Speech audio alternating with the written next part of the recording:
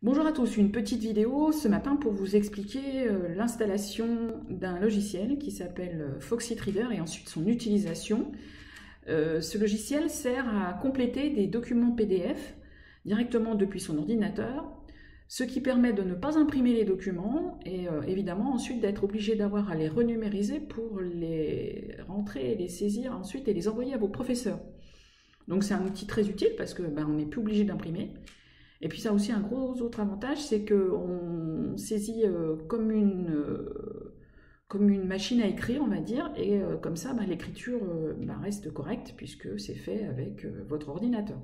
Alors, ça ne va pas servir uniquement à vous, mais ça peut servir à toute la famille parce que des documents PDF remplissables, il n'y en a pas tout le temps, ça n'existe pas systématiquement. Et par conséquent, vous imaginez bien que ça va être utile pour tout le monde. Donc c'est pour ça que je prends le temps de vous faire une petite vidéo ce matin. Alors tout de suite, vous allez dans votre navigateur et on va commencer par télécharger l'exécutable pour pouvoir l'installer sur votre ordinateur. Évidemment, si je vous invite à utiliser ce logiciel, c'est qu'il a un gros avantage, c'est qu'il est 1, gratuit, surtout la version gratuite, et 2, c'est qu'il n'est pas risqué de l'installer sur votre ordinateur. Donc vous allez saisir ici, évidemment, le nom du logiciel, Foxit Reader, vous appuyez sur Entrée, puis vous allez cliquer sur Télécharger gratuitement. Là, vous allez avoir la langue. Alors, peut-être que vous n'arriverez pas directement en français. On va peut-être modifier et vous mettre en français si ça vous rassure. Donc, surtout, n'hésitez pas à venir mettre la bonne langue qui vous convient. Et ensuite, vous allez aller en bas, en bas, en bas. On descend et vous allez aller cliquer sur Foxit Reader ici. Et on va aller sur Téléchargement gratuit. Alors, l'avantage de ce logiciel, c'est qu'il va sur tous les supports comme Mac pour les Apple ou en Linux, selon ce que vous utilisez. Alors, moi, j'ai Windows sur mon ordinateur, donc je sélectionne Windows. Évidemment, la langue en français et je télécharge gratuitement. Donc, j'ai un petit avantage, c'est que... Alors, ça va assez vite chez moi parce que j'ai une liaison assez rapide, surtout ce matin. Donc là, vous avez une fenêtre qui va s'afficher de l'exécutable. Vous l'attendez. Surtout, n'allez pas cliquer sur télécharger une version d'évaluation gratuite de 14 jours, parce que sinon, vous aurez après une version payante. Donc, ce n'est pas le but du jeu. Vous attendez que cette fenêtre s'affiche, et une fois qu'elle est affichée, vous n'avez plus qu'à enregistrer le fichier.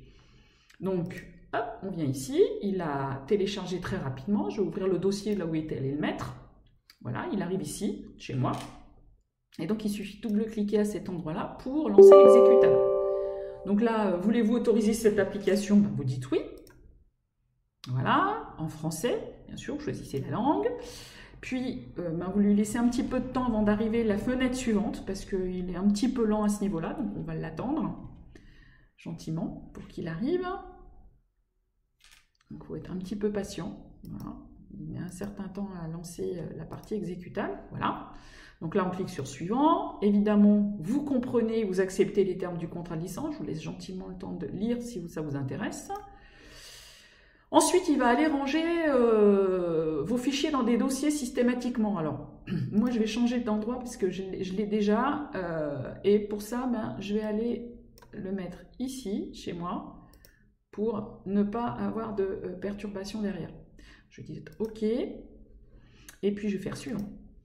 Voilà, alors voilà, tout ça, je le laisse, ça me convient, je n'ai pas besoin de décocher ici. Geste suivant. Alors, j'ai pas besoin de créer pour moi une icône sur le bureau, donc je l'enlève.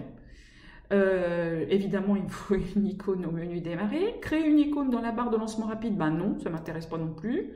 Je veux surtout pas que Foxit Reader devienne une visionneuse de PDF par défaut. Alors, certainement sur vos ordinateurs, vous en avez d'autres, comme Acrobat Reader, et vous êtes habitué à les voir sous cette forme-là.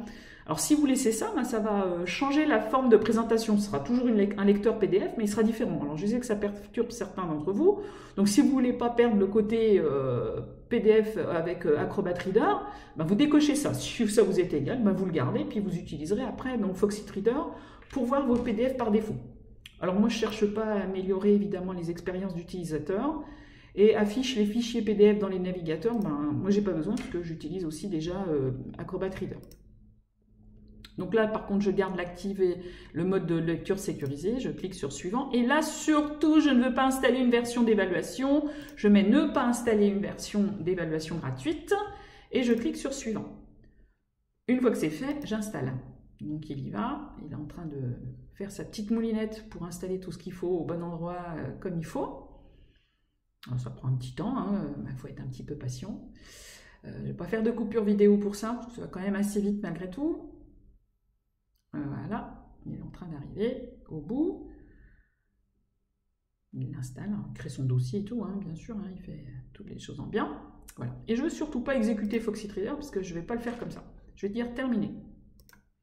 Voilà. Alors maintenant, je vais vous montrer comment on l'utilise.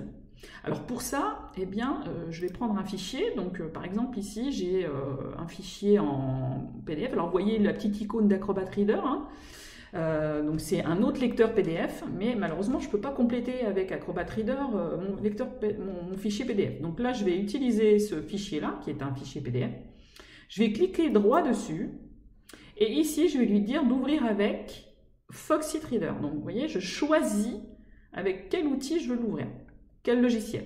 Donc forcément Foxy Reader. Voilà. Donc là, je vais agrandir. Alors, pour garantir votre offre 2 méthodes d'assistance. Voilà, donc moi, j'ai pas besoin d'assistance, surtout par téléphone. Voilà, donc je vais lui dire pas maintenant. N'est pas la visionneuse de fichiers PDF par défaut. Alors évidemment, je veux surtout pas qu'il me contrôle ça à chaque démarrage. Donc Foxy Reader comme visionneuse par défaut, non, je veux rester en Acrobat Reader personnellement. Donc ça, je sais qu'il y a plusieurs personnes qui sont plutôt orientées de cette façon-là. Mais si vous voulez que ce soit après votre lecteur et votre visionneuse de fichiers PDF, vous dites oui, il n'y a pas de souci. Voilà, je dis non. Voilà, donc là j'agrandis, et puis donc là, vous voyez, j'ai le document qui s'affiche. Alors, comment faire pour compléter? Par exemple, si je veux compléter, je vais utiliser la machine à écrire qui est ici. Voilà, je viens ici, je me mets là. Voilà. Et donc, vous voyez, on arrive ici. Alors, moi, il a utilisé la police Tahoma par défaut. Alors, on peut très bien rester sur du Tahoma. 9, c'est un peu petit. On peut lui dire du 12. Voilà, on règle tout ça, on paramètre. Si on veut mettre un peu de couleur pour que ce soit différent, là, il va écrire en bleu pour montrer que je complète le document. Voilà, par exemple. Donc, évidemment, moi, je m'appelle au hasard Bazin, évidemment. Ici, je vais m'appeler évidemment Claire, etc. Je vais continuer à compléter. Et ensuite, je vais enregistrer.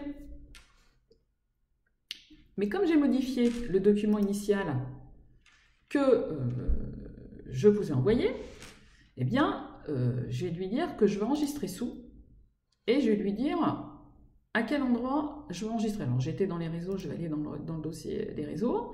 Sauf que là, eh bien, il faut que je sache, il faut que je lui change le nom de fichier, parce que sinon, vous allez m'envoyer tous vos fichiers, et si vous laissez tous le même, il va falloir que j'ouvre tous les fichiers pour voir qui m'envoie. Alors, c'est pas compliqué.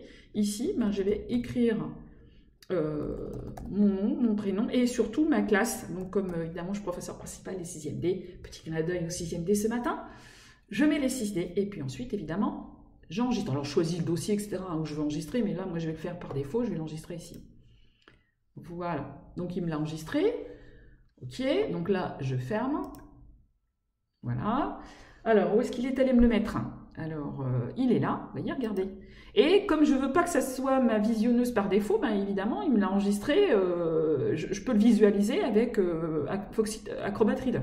Donc, si je l'ouvre avec Acrobat Reader, je vais dire OK, voilà. Et donc là, voilà. Mais vous voyez qu'ici, voilà, je peux juste modifier ça un petit peu. Ah, là, il veut bien, chez moi, mettre un petit peu de choses, mais je sais que ça ne marche pas chez tout le monde. Voilà, donc voilà, là il me l'a gardé en mémoire et tout va bien. Voilà, donc j'espère que toutes ces explications vous auront suffi pour pouvoir utiliser cet outil. Et puis je vous dis à bientôt à nouveau sur ma chaîne YouTube. Je sais qu'il y en a certains d'entre vous qui sont déjà abonnés. À bientôt!